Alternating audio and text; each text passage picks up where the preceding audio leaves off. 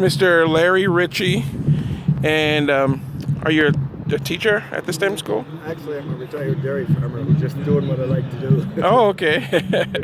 Well, tell us about your workshop and your kids and the Dugout Canoe here.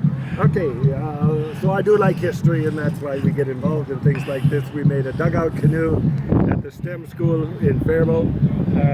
We cut down this big cottonwood tree last October. It was about a 100-year-old tree that was live. The log weighed 2 tons when it was laying on the ground. We moved the log to the school. The children first used wooden wedges to take off the top sapwood that was on the top and on the bottom. And wooden wedges would hold up to do that. But as soon as we get into the log, then the wood was too hard and it did not work any longer. So then we decided that we would start burning. The choices were wood wedges, stone tools, or burning.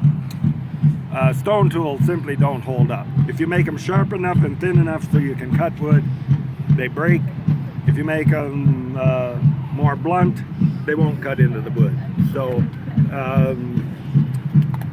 we decided that we were going to burn the rest of the way. I think that the Dakota, when they were making this kind of canoe, burned the whole thing. There's no reason they wouldn't. The burning process took 40 days, basically keeping fire going of hot coals in the middle. It's my professor. Keeping hot coals going in the middle of the log and then moving them to the other end. We would move them back and forth, and when we move them off, we would scrape the charcoal away, then move the fire back and start burning again. We did that for 40 days. We ended 40 up with, days. with this here kind of a shape. When we were done, okay. When we got done burning the last time, the little kids all got clamshells.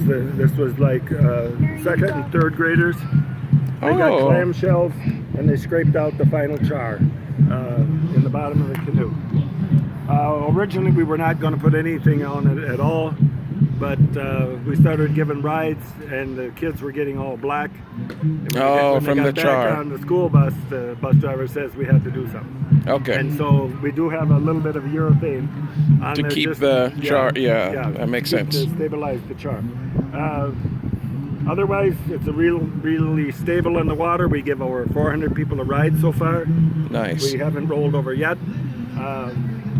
Hey, there's a passenger. It can handle 1,500 pounds of weight. It weighs 1,400 pounds now.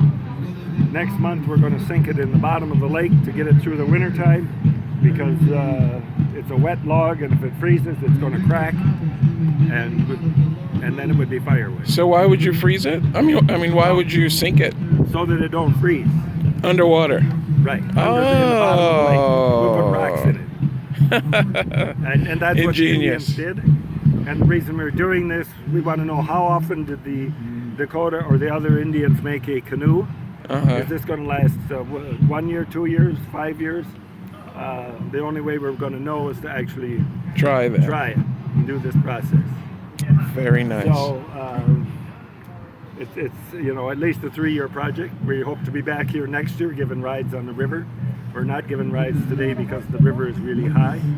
Normally we will be giving rides when we're at an event. I will look for that next year.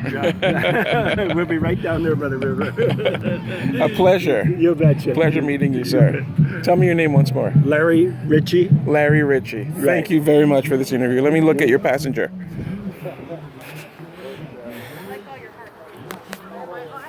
Hey man, how's the ride? Is it comfortable? Is that a turtle shell? Look at there. Snapping turtle shell. Snapping. I found it down at the river.